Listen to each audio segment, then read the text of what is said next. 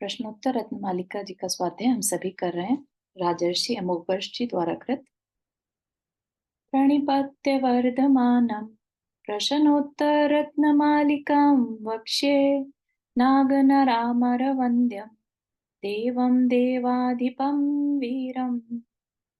नमो अरिहन्ताणं नमो सिद्धाणं नमो आयर्याणं नमो उवज्जायाणं नमो लोये सवसाहुणम्। पंच परमेष्ठी भगवान की जय। अगले 45 मिनट के लिए सभी प्रकार के पापों का त्याग करके सभी 9 बार नमोकार मंत्र पढ़ लें।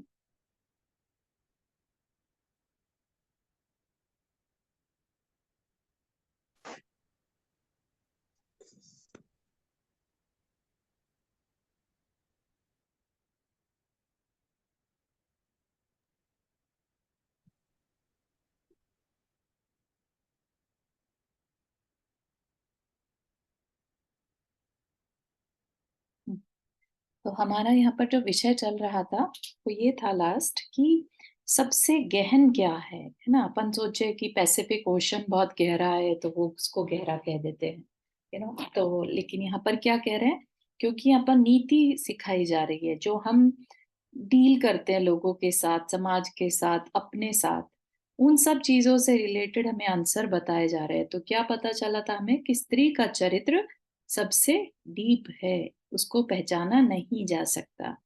तो फिर कौन चतुर है? चतुर जो उस स्त्री के चरित्र से ब्रेक नहीं हुआ है ना। कोई स्त्री अगर किसी को बनाना चाहे, मतलब निकालना चाहे, और वो उससे अगर ना टूटे, ना ना बिखरे, है ना, तो उसको चतुर कहा जाएगा। ठीक है। तो ये चीज हमने कल समझी थी। उससे पहले हम देख रहे थे कि कौन जो है बड़ा माना जाता है, गुरुता किसके अंदर होती है, जो दूसरे के आगे याचना नहीं करता। ठीक है ना।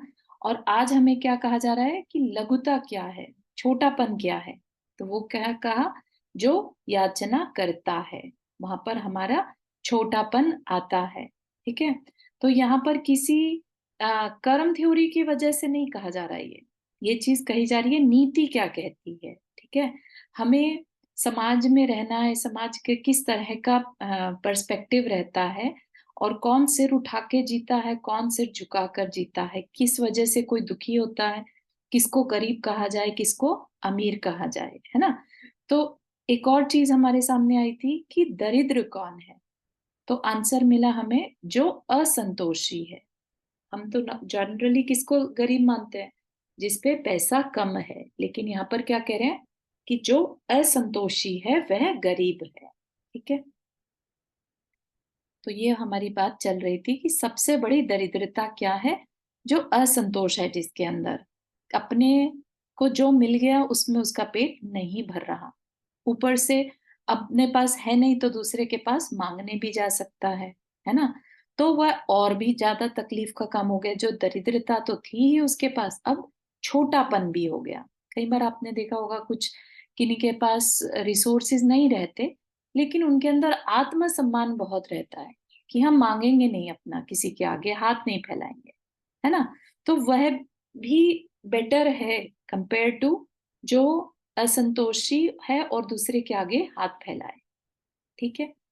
तो यहाँ पर एक कहानी छोटी सी दी हुई है। क्या कह रहे हैं, एक राजा की सवारी मंदिर जाने के लिए निकली। मंदिर में राजा पहुंच गया। बाहर एक भिखारी आया और राजा का इंतजार करने लगा। सोचा कि राजा बाहर आएगा तो उससे कुछ मांगेंगे, राजा से बहुत कुछ मिल जाएगा। भिखारी मंदिर के बाहर बैठा राजा की प्रार्थना सुन रहा था। राजा ने भगवान से अपनी शोहरत चौगुनी करने की प्रार्थना की, आरती करी और वो बाहर आ गया। राजा ने बाहर बैठे भिखारी को देखकर कहा, क्या चाहिए? भिखारी ने कहा, एक भिखारी दूसरे भिखारी को क्या दे सकता है? राजा ने कहा, क्या मतलब? अरे राजन, मैं तो समझता था कि इस दुनिया में मैं ही सबसे दरिद्र हूँ, पर आज आपकी प्रार्थना सुनकर लगा कि मुझसे भी बड़े दरिद्र इस दुनिया में बहुत से हैं। मेरी दरिद्रता तो 1-2 रुपए में संतुष्ट हो जाती है, पर आप तो इस दुनिया के सबसे बड़े दरिद्र हैं, जो इतना विशाल राज्य के एकमात्र राजा होते हुए भी अपनी शोहरत को 4 गुना करने की आपने भगवान से प्रार्थना की। राजा शर्मिंदा हुआ और उसे एहसास हुआ कि वास्तव में मेरा असंतोष ही मेरी दरिद्रता है ना? तो अभी के अभी अगर हम चाहें तो अपनी इस दरिद्रता को दूर कर सकते हैं। जिन जिन चीजों पे हम डिससेटिस्फाइड रहते हैं, अनसेटिस्फाइड रहते हैं, हम ये प्रण ले लें, अपना अंदर में एक स्ट्रांग अपने अपने खुद से एक नियम बना ले कि हम कुछ भी हो जो है सो है ना? और अनसेटिस्फाइड नहीं रहेंगे। तो सोचिए कि यहाँ पर कोई भी दरिद्र नहीं बचेगा। उस राजा की तरह आज इस गरीब भारत में बहुत से दरिद्र हैं, जिनकी संख्या वास्तव में गरीबों की संख्या से बहुत ज्यादा है ना? स्पेशली अमीर और जो मिडिल क्लास के हैं वो तो बहुत ज्यादा अनसेटिस्फाइड। जब अपन उसमें भी पढ़ते हैं ना, दाम बिना निर्धन दुखी, तृष्णावश धनवान। तो और की जो इच्छा है, उसके कारण जो अमीर है वह बहुत ज्यादा दुखी है ना? और वही उसकी रियल की दरिद्रता है। ठीक। इसी दृष्टांत से स्पष्ट है कि लाघव अर्थात छोटापन क्या है, यानी प्रार्थना, मांगना। मांगने से सभी गुणों का नाश हो जाता है। जो गरीब होकर स्वाभिमान से जीता है, ईमान की रोटी खाता है, वह इंसान है। बाकी सब शैतान है। इंसान और शैतान की पहचान बाहरी वैभव से नहीं, भीतरी लालच से होती है। ठीक है? तो हम अगर किसी को बाहर से देखकर अमीर और गरीब का डिस्कशन करें तो वो ठीक नहीं है। अंदर में कौन कितना सेटिस्फाइड और डिससेटिस्फाइड है वो मैटर करेगा। लालच किसके अंदर कितना ज्यादा है ना? गरीब अपनी 2 टाइम की रोटी खा के शांत है तो हम उसे गरीब ना माने। वो रियल इंसानियत के साथ जी रहा है, जो मिल गया उसमें सेटिस्फाइड है। जिस व्यक्ति में और की चाह है वह भीतर से बहुत छोटा है। इसलिए आचार्य श्री ने लिखा, निर्धनता वरदान है, अधिक धनिकता पाप, सत्य तथ्य की खोज में निर्गुणता अभिशाप। मतलब क्या? कि निर्धनता वरदान है। निर्धन जो है वो बेटर है, धनी जो है वो पाप में लगा है ना? सत्य तथ्य की खोज में, जब सत्य की खोज की गई उसमें क्या पता चलता है? निर्गुणता अभिशाप है, जिसमें गुण नहीं है। राइट? जिसमें गुण होंगे वो अपने में सेटिस्फाइड रहेगा, उसको अपने गुणों से काम चल जाएगा, उसे अपने ऊपर कॉन्फिडेंस रहता है। निर्गुणता अभिशाप, ये क्या है? अभिशाप है। ठीक है, आगे गाथा पर चलते हैं। किम जीवित मन मध्यम, किम जाड्यम पाटवेप्यन्यासा, को जागरति विवेकी, का निद्रा मूढ़ता जनतो। यहाँ पर क्या कह रहे हैं? किम जीवितम अनवद्यम। जीवितम मतलब जीवन, है ना? जीवन क्या है? अब ये भी बड़ी अलग सी बात है कि हमने तो कभी सोचा ही नहीं जीवन क्या है ना? जीवन किसका जीवन कहा जाएगा कि हाँ इसने जीवन जिया? अनवद्यम, अनवद्य, अनवद्य साय बोलते हैं ना, दूषण, दूषण से रहित होना, अनवद्यम। ठीक। जाड़ेयम किम, जाड़ेयम मतलब जड़ता, मूर्खता।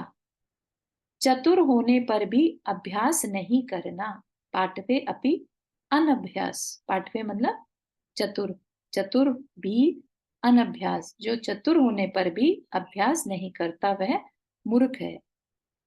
कौन जागृत है? जागता हुआ किसे कहा जाएगा? विवेकी जीव, है ना? विवेकी जीव को पहले भी लिया था एक जगह पर, हमने क्या किस सेंस में लिया था तब? विवेकी,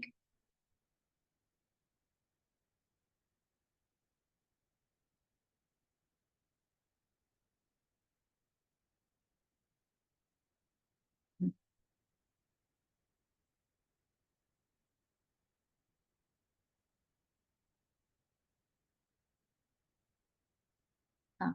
पंडित कौन है? तो क्या कहा था? विवेकी। ठीक है, पंडित कहा विवेकी को। अब यहाँ पर किस क्या कह दिया? विवेकी कौन है? जो जागृत है। तो समझिए कि कुछ तो ऐसा है विवेक में जो हमारी समझ है, सही समझ होती है। विवेक किसे कहते हैं? जो सही और गलत की पहचान कर सके। ठीक है, तो उसको विवेकी कहा जाता है। तो कौन जागृत है? जो जागेगा, जो अवेयर होगा, वो ही सही गलत की पहचान कर सकता है। सोते हुए किसी से कुछ पूछो कि ये करना है, उसको पता ही नहीं वो जवाब क्या दे रहा है ना? तो विवेकी कौन होगा? जो अवेयर होगा। उसी को पहले क्या कह दिया था? पहले के एक श्लोक में उसको पंडित कहा था। ठीक है? रियल पंडित कौन है? जो विवेकी जीव है। निद्रा क्या है? का निद्रा, है ना? तो क्या कहा? प्राणी की मूढ़ता। मूढ़ता मतलब बेवकूफी, उसकी जड़ बुद्धि जिसे कहते हैं ना, तो वह उसकी निद्रा है। ठीक है? अगेन ये जो चीजें हम पढ़ रहे हैं ये सब नीति वाक्य हैं। ठीक है? तो क्या कहा? जीवन क्या है? निष्कलंक जीवन ही जीवन है। कलंक के साथ जीना मृत्यु से भी ज्यादा पीड़ादायी होता है ना? समाज की व्यवस्थाएं जो बन जाती हैं, तो ये चीज देखने लायक है। अपने पुराणों की कहानियां जब हम पढ़ते हैं, उससे भी जो सीता जी का जीव था, है ना, उनके ऊपर एक धोबी ने इल्जाम लगा दिया था, कलंक लगा दिया था। कलंक मतलब काली माँ, राइट?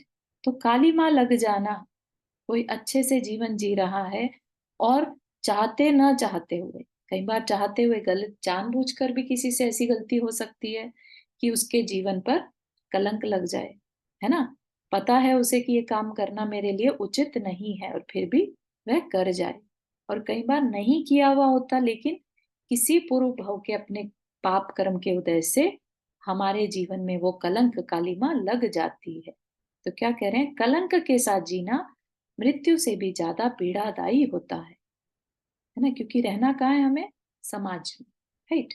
समाज अगर किसी चीज को कलंक मानता है और अगर वो दोष हमारे ऊपर लग जाए, तो जो जीवन है, क्योंकि सबकी नजरें हर टाइम हमें बड़े पीड़ादायी तरीके से चुभेंगी, राइट? तो इसलिए जीवन बहुत ज्यादा पीड़ादायी होगा। तो क्या कह रहे हैं कि जीवन किसे कहेंगे? निष्कलंक जीवन ही जीवन है। कभी कभी पूर्वकृत कर्म के उदय से भी निर्दोष होने पर भी दोष लगते हैं, है ना? अपन सोचे कि अरे वो तो निर्दोष थे, फिर पूर्व कर्म के उदय से दोष लग गया, तो अब उसको क्यों इस तरह से कहा जा रहा है?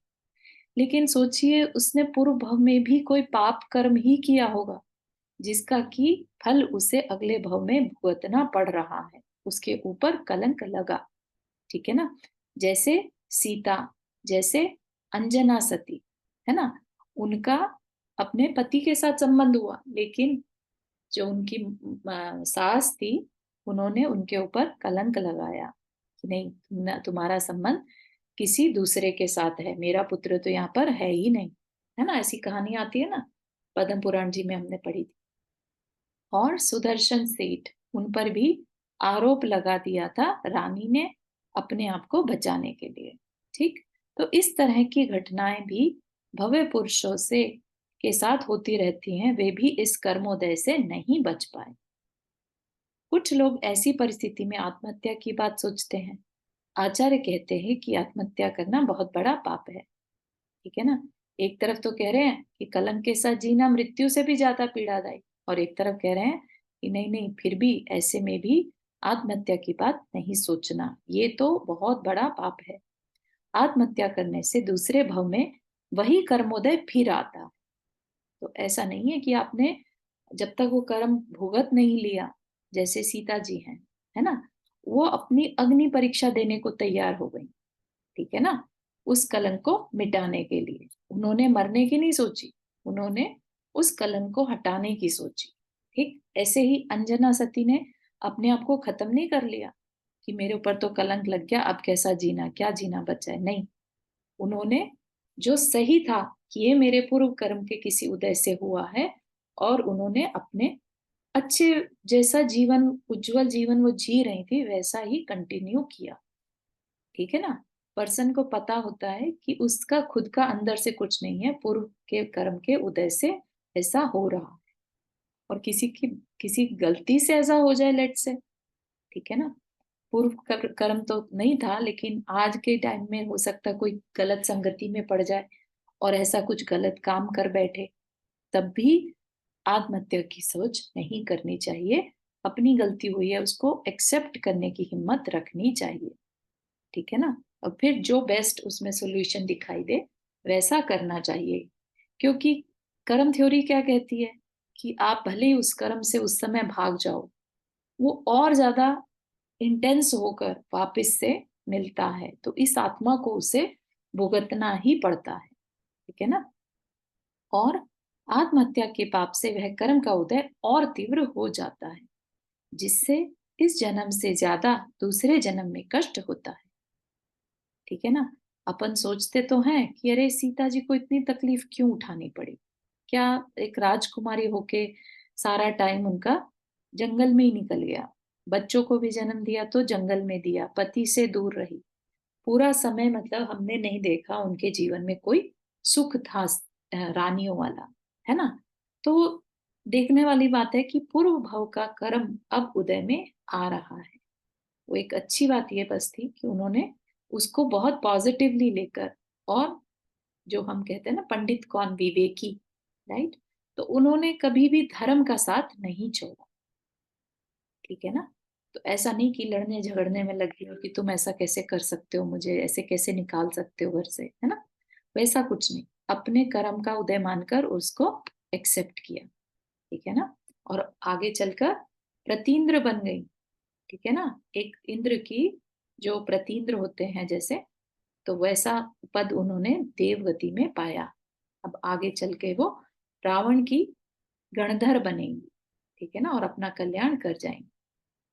तो और सोचिए ऐसे में अगर वो आत्महत्या करने की सोच लेती तो जो पाप किया था उसका फल तो भुगतना ही पड़ेगा, और आगे चल के वो ही कर्म और तीव्रता के साथ तकलीफ देते। और चारू जय जिनेन्द्र, मैंने तो एक जगह ये पढ़ा कि जैसे ये कहा ना कि वो रावण की वो बनेंगी, क्या गण बताया तुम? तो गण लेकिन एक जगह मैंने पढ़ा कि सीता का जीव जो है एक जगह का राजा बनेगा, कौन सी जगह का, और ये रावण और लक्ष्मण दोनों बेटे होंगे उनके, फिर बाद में तीनों लोग तीनों तपस्या करके मोक्ष को प्राप्त करेंगे। हम देखना पड़ेगा आंटी, मेरे को ऐसा ध्यान नहीं आ रहा है, हमने तो ये क्योंकि ध्यान। मैंने अभी थोड़े दिन पहले ही ये चीज पढ़ी है। अच्छा, अब क्योंकि कहाँ रावण पढ़ी है भेज तो तीर्थंकर नहीं मैं होंगे, सकती। है ना, तीर्थंकर होंगे और ये उनकी गणधर बनेगी, मुख्य गणधर। अब हो सकता है कि बाद में जब ये तीर्थंकर बने तो लक्ष्मण तो गंधर्व नहीं हो बने। सकते, हो सकता है कोई बीच का भव आता हो तो अलग बात है, बट लक्ष्मण किसी और जगह के तीर्थंकर बनेंगे। हम्म, नहीं, तीर्थ वो विदेश क्षेत्र के बनेंगे लक्ष्मण तीर्थंकर। हम्म, लेकिन ये एक भव में राजा होंगी और ये दोनों उनके बेटे होंगे लक्ष्मण और रावण।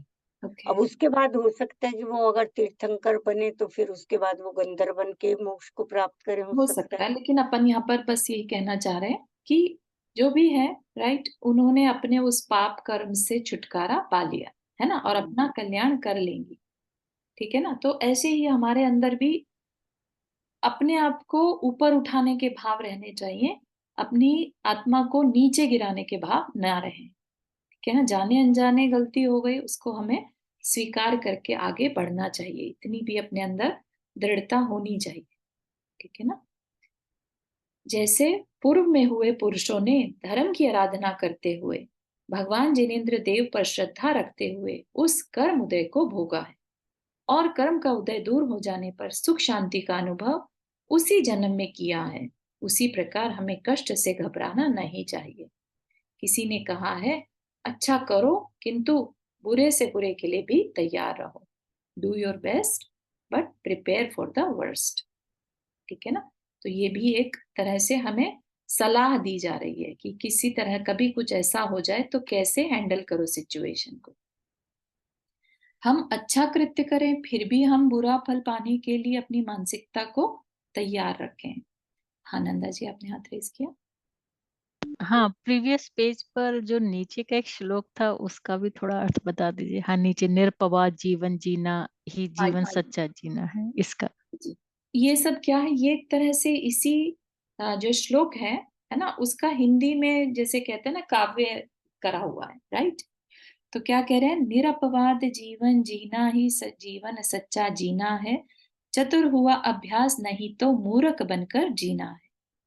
निरपवाद जीना जीवन, निरपवाद बताया अभी, निष्कलंक जिसे कहते हैं अपवाद या कलंक जिस पर ना लगे, ऐसा जीना ही सच्चा जीना है। चतुर हुआ अभ्यास नहीं तो मूर्ख बनकर जीना है। उसको अपन अभी आगे पढ़ने वाले हैं।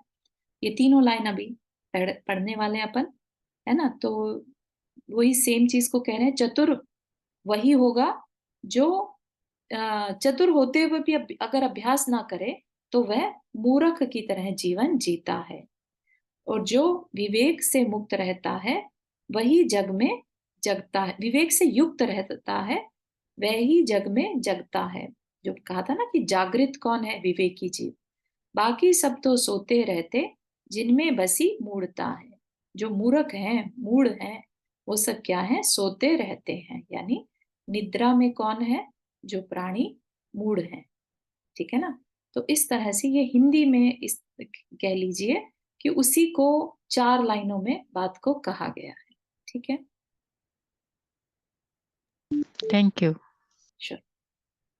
हम अच्छा कृत्य करें फिर भी हम बुरा फल पाने के लिए अपनी मानसिकता को तैयार रखें, ये एक समझदारी कही जाती है। ठीक है, कि अपनी तरफ से पुरुषार्थ करो, लेकिन कर्म का उदय कैसा भी आ जाए तो उसके लिए भी मेंटली प्रिपेयर रहो। ठीक है, ऐसा नहीं कह रहे कि उस पर फोकस करो, उसी पर ध्यान रखो, हमेशा नेगेटिव ही सोचते रहो, ऐसा नहीं कह रहे हैं। लेकिन फिर भी जो है मानसिकता को तैयार रखें, क्योंकि जो प्रिपेयर नहीं रहते वर्स्ट के लिए, उन्हीं के अंदर आत्महत्या के ख्याल आते हैं। ठीक है ना।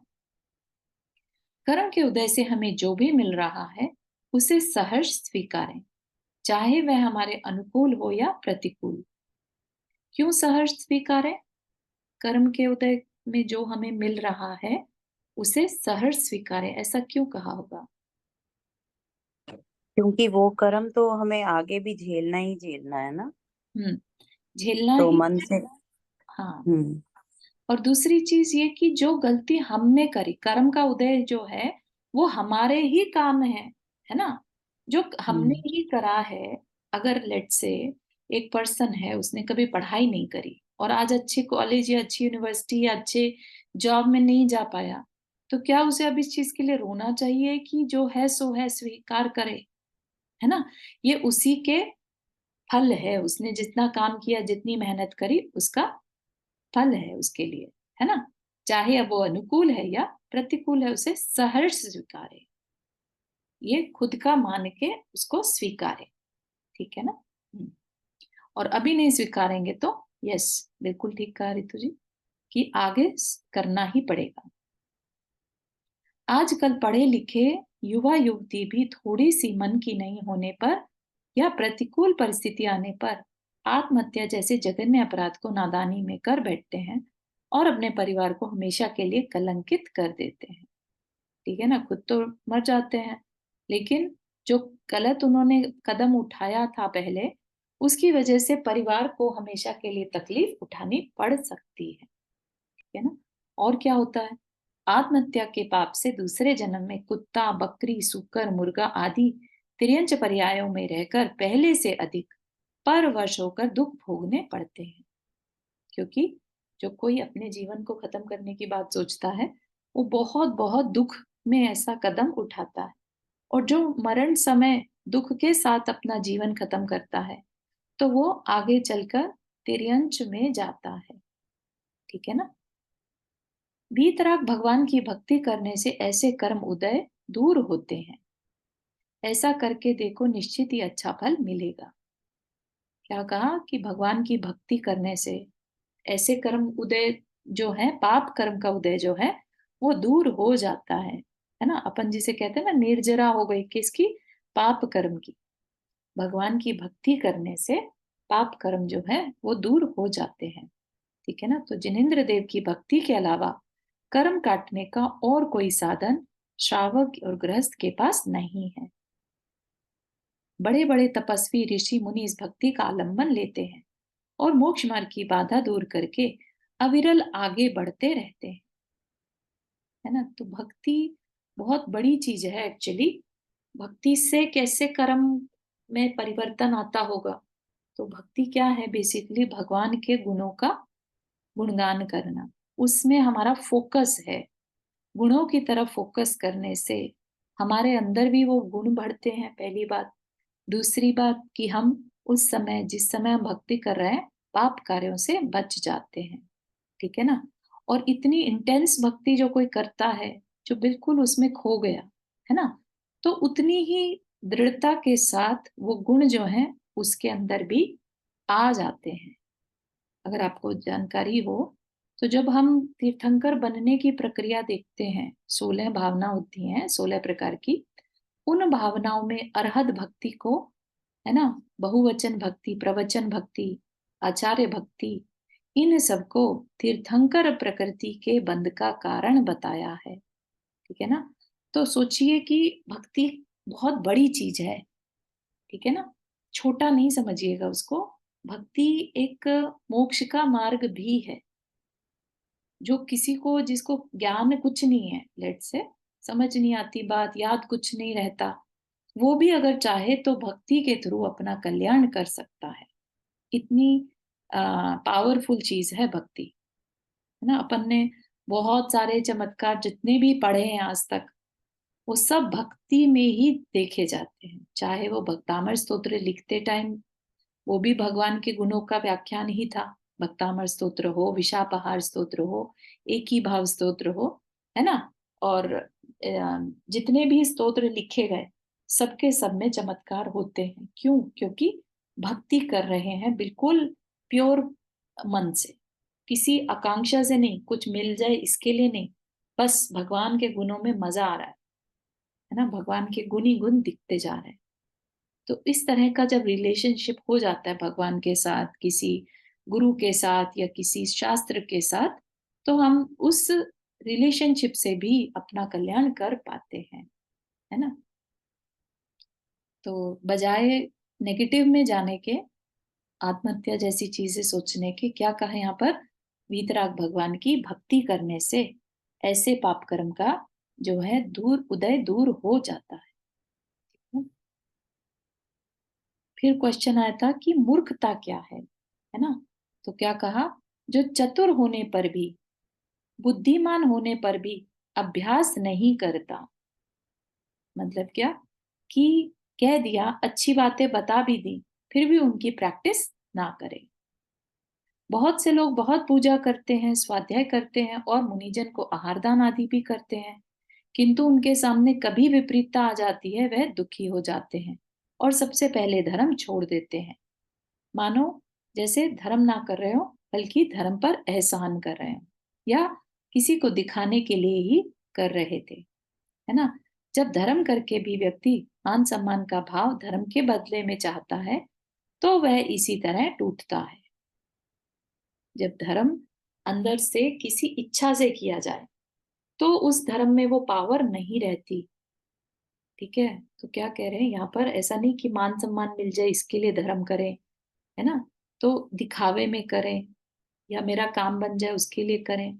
वो सब भावों से अगर करेंगे और लेट से तुम्हारा पुण्य साथ ना दिया और नहीं हुआ तुम्हारा वह काम, तो सबसे पहले इंसान जो है धर्म करना छोड़ देता है कि क्या मिला इस धर्म को करने से, है ना।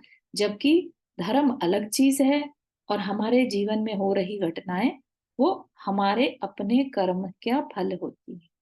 दो अलग अलग चीजें। धर्म जब हम करते हैं तो उससे हम अपना फ्यूचर बेस्ट कर रहे होते हैं, ठीक है ना। और जो हमारा पास्ट का फल है वो आज हमें अच्छी अनहोनी घटनाओं को झेलने पर मजबूर करता है, ठीक है ना। तो इसलिए प्रैक्टिस किसकी करना, धर्म में लगे रहना की प्रैक्टिस करना। अच्छी अच्छी बातें पढ़ी थी, स्वाध्याय किया था, तो अब उसकी प्रैक्टिस करना। इसलिए यहाँ चारू, एक जगह तुमने ये भी बताया था ना कि पुराने पाप भी कट सकते हैं अगर हम धर्म में लगे रहें तो। बिल्कुल बिल्कुल सही है। धर्म से जो पुराने पाप हैं वो कन्वर्ट हो जाते हैं पुण्य में, ठीक है, संक्रमण जिसे कहते हैं। वह भी एक प्रोसेस होता है कर्म व्यवस्था में। मतलब क्योंकि उस समय अपन कुछ पाप कर्म नहीं कर पाएंगे, तो कुछ हाँ अपने अपने वही अपना मतलब अच्छी भावनाएं ऊपर उठेंगी ना अपनी खाली। बिल्कुल बिल्कुल। धर्म मतलब ये नहीं कह रहे सिर्फ दिखाने के लिए पूजा हाँ करना, नहीं। दिखाने के लिए व्रत उपवास करना, नहीं। धर्म मतलब अंदर से, धर्म मतलब हमारा स्वभाव, हम शांत रहना हमें पसंद है ना। जिस भी क्रिया से हमें फिर शांति मिल रही है, भगवान की भक्ति से मिल रही है, स्वाध्याय से मिल रही है, पूजा से मिल रही है, जिस भी कार्य से मिल रही है, मुनिजनों के पास बैठने से मिल रही है, प्रवचन सुनने से मिल रही है, कुछ भी हो सकता है ना। तो धर्म कोई मतलब सब कुछ करना इकट्ठा करें तभी धर्म है, ऐसा नहीं। कोई एक चीज में भी किसी को मन लग सकता है। बहुत अच्छा। हाँ, चारू जी, रजनीत, मेरा बार बार थोड़ी थोड़ी देर में बंद हो जाता है, सबका हो रहा है क्या? आवाज नहीं आती आपको? हाँ, थोड़ी थोड़ी देर में बंद हो जाता है, नहीं, फिर वो 2 बार हो गया। आपके उधर में कुछ नेटवर्क का प्रॉब्लम होगा। एक बार बंद अच्छा, करके वापस चालू कर लीजिए। एक बार एकदम बंद करिए फिर चालू कर अच्छा, लीजिए। अच्छा, ठीक है, ठीक है। ऋचा जी, आपने हाथ रेज किया? हाँ जी, चारू जी, मुझे एक क्वेश्चन था, हम्म, या ये कहिए कि मोर डिस्कशन। हाँ, एक तरफ तो हम बोल रहे हैं कि भगवान की भक्ति करने से हमारे जो पाप कर्म होते हैं, राइट, वो कन्वर्ट हो जाते हैं, जी, वो परिवर्तित हो सकते हैं, या हमारे पापों का क्षय हो जाता है। फिर दूसरी तरफ हम ये भी कह रहे हैं, या हमने हमेशा ही पढ़ा है कि हमारे जो कर्मों का फल है वो तो हमें भुगतना ही पड़ेगा। भगवान की भक्ति, जैसे अभी आपने बताया, राइट, यहाँ पे लिखा है कि भगवान की भक्ति किसी उद्देश्य से नहीं करना चाहिए। हम्म, अगर हमारा पुण्य साथ देगा तो वो चीजें आपके अनुकूल हो जाएंगी, अगर पुण्य नहीं देगा तो नहीं होंगी। जैसे कि आदिनाथ भगवान का पुण्य नहीं था तो उनको 6 महीने तक आहार नहीं मिला, और उसके बाद आहार मिला। तो इसका मतलब थोड़ी सी कॉन्फ्लिक्टिंग नहीं हो रही कि एक तरफ हम बोल रहे हैं कि भगवान की भक्ति करने से हमारे कर्मों में परिवर्तन हो रहा है, बट दूसरी तरफ हम ये भी कह रहे हैं कि जो होगा वो हमारे कर्मों के अनुरूप ही होगा। पुण्य, अगर हमने पाप किए होंगे, पुण्य किए होंगे, तो उसी के अनुकूल चीजें होंगी। बिल्कुल बिल्कुल।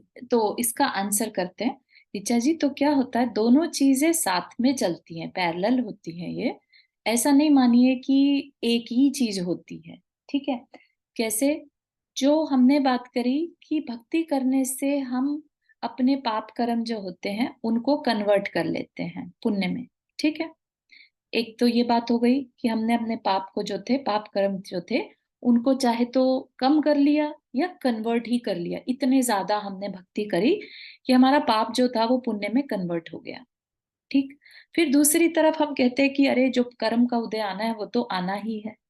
तो कर्म का उदय तो आएगा, लेकिन जैसा आना है जरूरी नहीं है कि उतना ही आए। वो अपना पहले जितना इफेक्ट देना था उससे कम इफेक्ट दे सकता है, ठीक है। तो कर्म का उदय तो आया, हम ये नहीं कह रहे कि कब कर्म उदय में नहीं आएगा। तो दो चीजें चल रही हैं। एक तो है कि वो कर्म हमने खत्म ही कर दिया, अब वो उदय में आएगा तो बिल्कुल पॉजिटिव होके आएगा। और दूसरी तरफ हम ये भी कह रहे हैं, दूसरा जो बनती है सिचुएशन वो ये कि नेगेटिव आना था, बहुत तीव्र नेगेटिव आना था, लेकिन अब कम में आकर चला जाएगा, ठीक है। तो दोनों ही सिचुएशन पॉसिबल हैं, डिपेंडिंग हम किस तरह की कितनी डीप भक्ति कर रहे हैं। सैनिक राजा का हुआ था ना कि 7वीं नरक में से पहली नरक में आ गए। हाँ, पुण्य किया तो। हाँ, बिल्कुल सही है। राजा श्रेणिक का एग्जाम्पल हम देखते हैं, और भी अपने जीवन में भी हम कभी देखें तो कई बार जब हमें यहाँ पर समझाया जाता है कि हम अपना जीवन कैसे जिए, राइट, तो यही कहा जाता है कि तुम भक्ति करो, ठीक है। फिर ये मत देखो कि जो तकलीफ आई है वो कितनी आई है, वो अपने आप आपकी भक्ति से कम होकर निकल जाएगी। और कोई बहुत ही ऐसा कर्म आपने बांध लिया है कि उसको आप बदल नहीं सकते, ऐसे भी कर्म होते हैं जिनको कि निधत्ते निकाचित कर्म बोला जाता है। तो वह कर्म अगर आ जाए तो यस, उसको आप ज्यादा चेंजेस उसमें नहीं कर सकते, वो भुगतने पड़ते हैं। जैसे सीता जी के एग्जाम्पल में उनको धोबी के कहने पर उस कलंक को सहना पड़ा, है ना, और अपवाद को सहना पड़ा। या अंजना सती को 22 साल अपने पति से अलग रहना पड़ा। उस तरह के कर्म को क्या कहते हैं? निधत्ति निकाचित कर्म, जिनको कि मतलब रेयर होते हैं उनको कन्वर्ट कर पाना। Otherwise most of the time कर्म हम चेंज कर सकते हैं। अगर हम ना चेंज कर पाते होते, जिसने जितने बांध लिए होते, तो फिर सारी व्यवस्था ही गड़बड़ा जाएगी ना। फिर तो वो वाली बात हो गई फिर तो कि जो देखी वीरा ने सो होसी, है ना। तो ऐसा नहीं है, हम जो करते हैं वो जिनेंद्र भगवान के ज्ञान में झलकता रहता है। ठीक है, तो हम अपने पुरुषार्थ से अपने कर्मों को बढ़ा घटा सकते हैं, उनके फल को बढ़ा घटा सकते हैं जब तक कि वो उदय में ना आए। समझ में आया ऋचा जी? हाँ जी, हाँ जी। ठीक है, फील फ्री टू आस्क। चारों एक कहानी भी तो थी ना ऐसी, शायद तुमने सुनाई थी कि वो दो लड़के थे हाँ जी, तो हाँ जी, वो उनको मैंने इसलिए नहीं पोटली मिली। सुनाई कि वो लंबी हो जाती है बेहद। ठीक है, जी, मतलब वो भी इसके ऊपर बिल्कुल बिल्कुल सही, फिट वो बैठती है ना कि उसे yes, राजा बनना था और उसको सिर्फ वो सोने की थैली मिल गई। करेक्ट करेक्ट, बिल्कुल सही है। ऐसा ही है। तो हम बदल सकते हैं अपने कर्मों को, और कुछ कर्म ऐसे हैं जिन्हें हम नहीं बदल सकते, उनको हमें भुगतना ही पड़ता है। तो ये नहीं माने कि भक्ति से हम अपने कर्मों को नहीं बदल सकते। भक्ति सबसे सॉलिड तरीका है, जो जिनका कि आध्यात्म में बहुत ज्यादा मन नहीं लगता। ये नहीं कह रहे कि ये अकेला रास्ता है ना, लेकिन जिनका नहीं और किसी तरीके से मन लग रहा है तो वो भक्ति का रास्ता लेते, सबसे इजी और सबसे पावरफुल रास्ता होता है। ठीक है, आगे चले।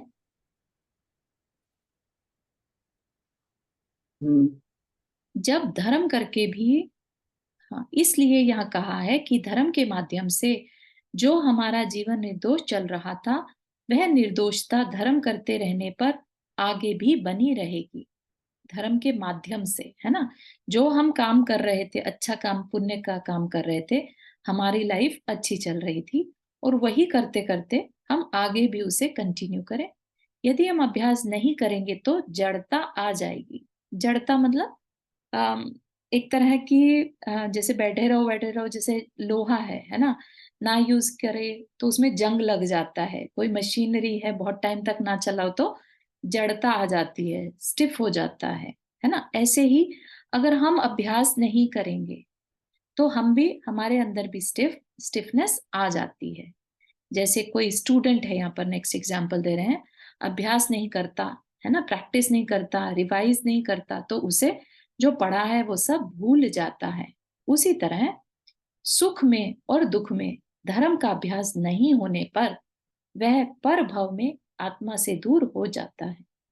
इतनी बड़ी बात बोली है, पर भव में बोल रहे हैं, अभी तो दूर हो ही जाएंगे।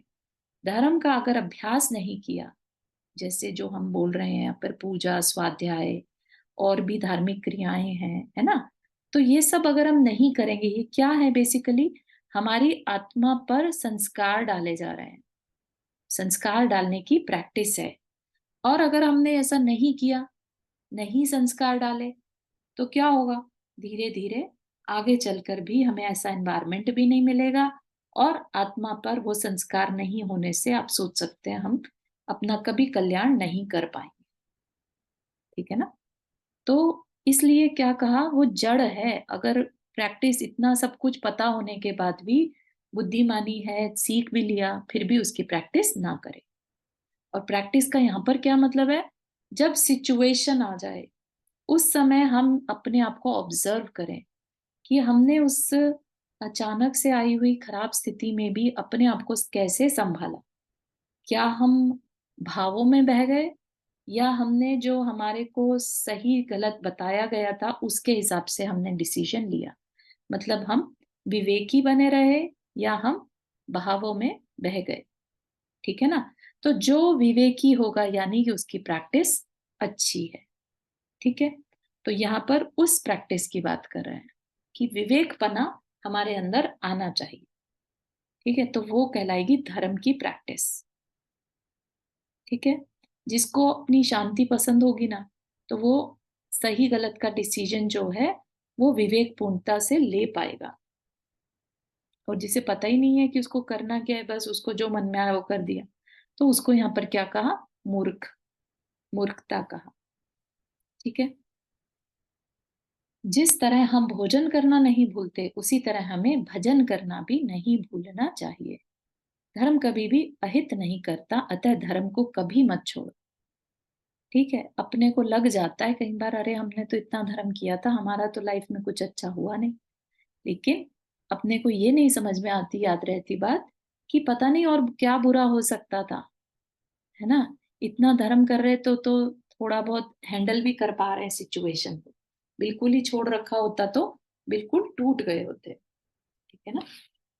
तो ऐसे हमेशा पॉजिटिव सोच के साथ आगे बढ़ना चाहिए। ये भी हमें धर्म ही सिखाता है कि अंदर में स्ट्रांग बने रहना। ठीक है ना। वही जागृत है जो विवेकवान है। जागृति से तात्पर्य यहाँ प्रति समय सजग रहने से है। आंखें खुली रखने का नाम सजगता नहीं है। सजग वह है जो काम, क्रोध, मात्सर्य आदि विकारी भावों के उद्वेग में नहीं आता। ठीक है। यहाँ पर किस सजगता या जागृति की बात की जा रही है? बेसिकली अपनी आत्मा के लिए क्या सही है, क्या गलत है। ठीक। जैसे हमारे अंदर काम, क्रोध, मात्सर्य होता है निंदा करने के, दूसरे के साथ कम्पीट करने के भावना, निंदा करने के भावना, ये सब क्या है? हमारे विकारी भाव है। ठीक है। अब ये विकारी भाव जो है हमारे अंदर पूर्व के, जो हमारे कर्म हमारे साथ जुड़े हुए हैं, उनके कारण से लेट से आ गए, भाव आ गए। ठीक है। अब भाव आ गए, लेकिन जरूरी नहीं है कि हम उसके भावों में बह जाएं। ठीक है। भाव आना अलग चीज है और उसके उद्वेग में, उसके बहाव में बहना अलग चीज है। जैसे कई बार आप सिचुएशन ऐसी घटती है हमारे साथ कि हम नोटिस करते हैं हमारे अंदर तीव्रता से क्रोध आ रहा है। ठीक है। लेट्स से शॉपकीपर है। ठीक है। अब उसके सामने अगर कस्टमर होंगे ना, आप नोटिस करिएगा वो अपने गुस्से को एकदम पी जाता है। अरे नहीं, मैंने अगर गुस्सा कर दिया ना तो ये फिर पर्सन मेरी दुकान पर आएगा ही नहीं, ये सोच के कि कैसा दुकानदार है। ठीक है ना। वो अपने क्रोध को पी जाता है। तो क्या उसके पास क्रोध नहीं था? क्रोध था। बहा क्या उसके क्रोध के बहाव में? नहीं बहा। ठीक है। तो यहाँ पर वो सजग था। ठीक है। उसके पास इतनी बुद्धि थी कि नहीं नहीं, मेरे बिजनेस पे असर पड़ेगा अगर मैंने इस समय इस कस्टमर पर क्रोध कर दिया। ठीक है ना। इसी तरह से हम अगर अपने आत्मा के कल्याण के लिए सोचें तो हम भी अपने क्रोध को कंट्रोल कर सकते हैं। अगर हमारे फोकस में, जैसे उस शॉपकीपर के फोकस में कस्टमर था, बिजनेस था, ऐसे ही अगर हमारे फोकस में हमारा अपना जीवन, हमारी अपनी आत्मा हो, तो हम भी अपने आप को उन भावों के बहाव में बचा सकते हैं। ठीक है। तो जो बचा ले वो सजग है। ठीक है। उसकी बात करी जा रही। किसी से मिलने पर, किसी के साथ बैठने पर जब कोई बातचीत प्रारंभ होती है तो ऐसे प्रसंग आ जाते हैं जब हमारे अहंकार को ठेस पहुंचती है। उस समय हमें क्रोध आता है। किसी से ईर्ष्या होने के कारण हम किसी की प्रशंसा नहीं सुन पाते। किसी के द्वारा कोई व्यंग करने पर हम क्रोधित हो जाते हैं, है ना। जो हम उस समय बहावों में बह जाते हैं। किसी के द्वारा कही हुई अच्छी हितकर बात भी हमें उसके प्रति गलत धारणा होने के कारण बुरी लगती है। इत्यादि अनेक प्रसंग हमारे जीवन में हर समय आते रहते हैं। इन प्रसंगों पर हम अपनी आत्मा को कलुषित नहीं करें और प्रेम भाव का सहारा लेकर सबको क्षमा करते हुए आगे बढ़े, ताकि तभी हमारा विवेक जागृत कहलाएगा। अन्यथा हम जागकर भी सो रहे हैं, इसलिए अविवेकी ही हैं। ठीक है। बात समझ में आई? यहाँ पर विवेक जागृत होना किसे कहा?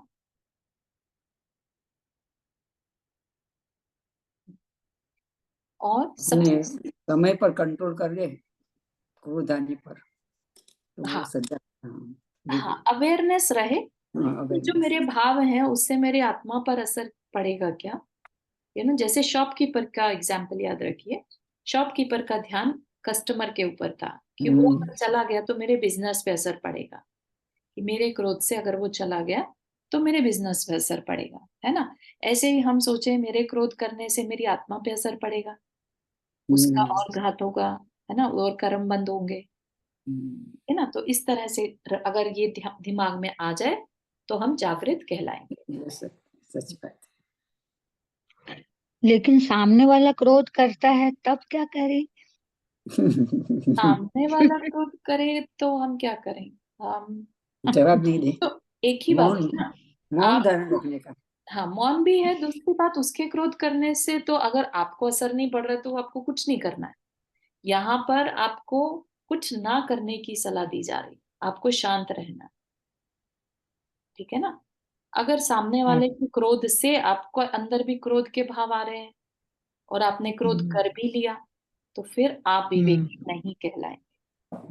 कहलाएंगे, सही। हम्म, ठीक, हाँ ठीक तो है। ये सॉरी प्राची जी, तो जी ये तो हमें मतलब ये इजियर है बोलना, बट करना बहुत मुश्किल होता है जब सिचुएशन आती है। मुश्किल है। बिल्कुल। तो अगर ऐसी सिचुएशन होती है जिसमें कि हमें क्रोध आ रहा है, मतलब आइडियली तो हमें भावों से भी नहीं आना चाहिए, अंदर भी नहीं आना चाहिए, बट क्योंकि हम अभी बहुत ही वैसी पोजीशन में हैं, तो स्टार्टिंग पोजीशन में है, तो अगर ऐसा होता है कि हमने क्रोध आ रहा है, हमने आंसर भी किया, लेकिन हमने उसको कंट्रोल कर लिया, उसको बढ़ने नहीं दिया, या फिर हमने उसको शब्दों में प्रकट नहीं किया, अंदर रोक लिया, तो वो भी सही है या नहीं है? वो हाँ बिल्कुल सही है, इन द सेंस कि जैसा आपने कहा कि अभी हमारी भूमिका ऐसी नहीं है कि हम बिल्कुल कंट्रोल कर ले 100%, तो लेकिन एटलीस्ट स्टार्टिंग तो करी, है ना। तो इसे आपका विवेक कहा जाएगा, जागृत अवस्था कही जाएगी, कि एटलीस्ट आपको इतनी अवेयरनेस थी कि मुझे नहीं करना है। अच्छा, मैं बोल के ना करूं, मन में रख लूं, कोई नहीं, है ना, बेटर देन बिफोर। ठीक है, तो ये तो बहुत अच्छी सिचुएशन है, इट्स कॉल्ड प्रोग्रेस। हम ऑलरेडी अपनी मैच्योर स्टेज पर पहुंच गए क्या? नहीं, कि हमने बिल्कुल गुस्सा आने से पहले हमें पता चल गया कि गुस्सा के भाव आ रहे हैं और अपनी अवेयरनेस को, अपने फोकस को अपनी सोल पर ले गए। तो उतने तक तो हम ठीक है, कोई भी नहीं पहुंचा है, तो इट्स बेटर कि जहां तक पहुंचे हैं उतने कोई अच्छा माने, और उसमें और प्रैक्टिस, अभी बोला ना यहाँ पर कि प्रैक्टिस करना, धर्म का अभ्यास करना, है ना, अभ्यास करने की बात की जा रही है। तो अभ्यास तो यही है ना, कि बार बार बार बार प्रसंग आएंगे, लेकिन प्रैक्टिस करते रहो। ये क्वेश्चन मैंने जैना में पूछा था कि हमें जो सामने वाला क्रोध करे तो हमें क्या करना चाहिए, तो उसने बोला था 3 चीज बताई थी। जी, एक तो मौन रहना, फिर पानी पी लेना और वहां से चला जाना। करेक्ट, बिल्कुल तो ऐसा भी धीरे धीरे कर सकते हैं। कर सकते हैं। हम्म, बहुत सही, थैंक यू फॉर सही शेयरिंग। बात। लेकिन एक चीज और है, अगर क्रोध आ रहा है और बोल नहीं रहे हैं, अंदर ही अंदर रख रहे हैं, तो भी हमारे भाव खराब हो रहे हैं। हाँ हाँ, कर्म तो उससे भी वही बनते हैं। पानी पी लेने से शांत हो जाता है, थोड़ा पानी पी लेंगे। मतलब पहले भाव नहीं को ही नहीं कंट्रोल एक में मिनट, रखेंगे नहीं तभी नहीं, रुक ऐसा नहीं सकता होता है। एक मिनट, ऋचा कि जी पानी का क्वेश्चन पीने था। से ही शांत हो जाए, कभी कभी। नहीं नहीं निधि जी, ऋचा जी का जो क्वेश्चन था उसके हिसाब से आंसर किया था कि अगर हम इतनी अवेयरनेस आ गई कि नहीं नहीं बोलेंगे तो बात ज्यादा बिगड़ जाएगी, इसलिए नहीं बोला, है ना। गुस्सा तो आया, अवेयरनेस तो थी कि हाँ गुस्सा आ रहा है, और बात निकलते निकलते रोक लिया, एटलीस्ट उतना तक भी हम अच्छा ही मानेंगे, ठीक है। अब रही आपकी बात कि अंदर ही अंदर गुस्सा करेंगे तो भी ठीक नहीं है, बिल्कुल सही बात है। अंदर ही मतलब अंदर अंदर गुस्सा से करने भावों का से कंट्रोल रखना है। वो बैर का या कोई और फिजिकल बीमारी का रूप ले लेगा, ठीक है। तो क्रोध आना ही हमारे लिए नुकसान का कारण होता है, ठीक है। लेकिन क्रोध आ जाए तो हमें, जैसा कि अभी कुसुम आंटी ने बोला, कि और तरीके फिर अपनाने चाहिए, हम वहां से हट जाएं, या हम पानी पी लें, या उल्टी गिनती शुरू कर दें, कुछ फिर भी मुझे मौन रहना है, ऐसा याद भी कर बोलते लें। हैं, मुझे शांत रहना है, मुझे शांत रहना हाँ, है, एक कोई स्टेटमेंट याद कर लें, तो इस तरीके मुझे से भी शांत रहना है। हम भावना में आता है ना, मुझे शांत right, रहना है। उस सिचुएशन से बाहर निकाल सकते हैं, ताकि वो क्रोध जो है हमारे अंदर एक क्योंकि क्रोध क्या करेगा, अंदर से अंदर ही अंदर केमिकल से बीमारी। रिएक्शन, केमिकल हाँ, रिलीज करता है, होगा। ठीक है, जिससे कि हम बिल्कुल। बीमारी पकड़ सकते हैं, ठीक है ना। तो इसलिए क्रोध को तो अंदर ही अंदर दबाना बिल्कुल भी ठीक नहीं है, क्योंकि अभी जो हमने इवन शॉपकीपर का एग्जाम्पल लिया, भले ही हमने लिया, लेकिन इन सिचुएशंस में क्या होता है, वो शॉपकीपर उस समय तो कुछ नहीं कह पाया, फिर जब उसका कोई ऐसा परिजन आ जाएगा, परिवार का लोग आ जाएंगे, उनके ऊपर सारा गुस्सा निकाल देते हैं, ठीक है ना। तो इसलिए वो एग्जाम्पल जो था वो एक पर्सपेक्टिव से था, कि जिस तरह से उसका फोकस अपने बिजनेस पे होने से वो गुस्सा को रोक पाया, ऐसे ही हम भी अपने आत्मा के ऊपर फोकस रखें तो अपने गुस्से को रोक सकते हैं। Make sense? मतलब अपन ऐसा मतलब कि अपन अंदर से क्रोध के जो भाव आ रहे हैं उसको ही रोकने की कोशिश कर लें और सोचें कि अरे सामने वाले का कर्म ऐसे क्रोध का उदय आया हुआ इसलिए वो अपने पे क्रोध कर रहा है या अपने कर्म ऐसे थे कुछ अगर ऐसी पुराने बात इसलिए अपने याद ऊपर आ आ रहा जाए है। तो इसका मतलब आपकी प्रैक्टिस बहुत अच्छी है, ठीक है ना? तो हाँ डेफिनेटली इसको रिपीट करना चाहिए, रीइंफोर्स करना चाहिए हाँ, मेरे को वही इस अच्छा लगता है तरीके से। हम्म, नीति कि जी उनको क्लियर है? भगवान बल्कि सहन करने की शक्ति दे इस क्रोध को, ये बिल्कुल। उल्टा सोचो उनके लिए। अगर हमें अपनी आत्मा का कल्याण करना है तो हम गुस्सा नहीं करें, क्रोध नहीं करें, ऐसा भी जी चारू जी ने बोला ना, वो भी अच्छा है कि अगर हमारे आत्मा का विचार करेंगे तो जल्दी से इफेक्ट हो जाएगा। बात यहाँ पर उसी की दी जा रही है बार बार, हाँ क्योंकि हाँ, हम जो पढ़ाई कर रहे हैं वो एक बहुत जनरल नहीं कर रहे हैं, हम ये अपनी चाह रहे हैं कि राइट क्या है ना? शास्त्र के अकॉर्डिंग अपने जीवन में ये सब जान के अपने जीवन में हम अच्छा परिवर्तन ला सकते हैं। यस, बहुत होता है अपने जीवन में अपन ला पाते हैं थोड़ा सा बहुत मेरे परिवर्तन। जीवन सच में तो में बहुत बहुत होता चारुदी है। का बहुत बहुत धन्यवाद इनका। अच्छा, धन्यवाद, लेकिन ये तो सच्ची सब बात है। शास्त्र की बातें हैं, अपन पढ़ रहे हैं। हाँ नहीं वो पढ़ना सब पढ़ सकते हैं, होता है शास्त्र में, पर पढ़ते नहीं है ना। ये अच्छा शास्त्र है, पढ़िए। बढ़िया, गुड गुड। चलिए, और किसी को कुछ question before we end the class?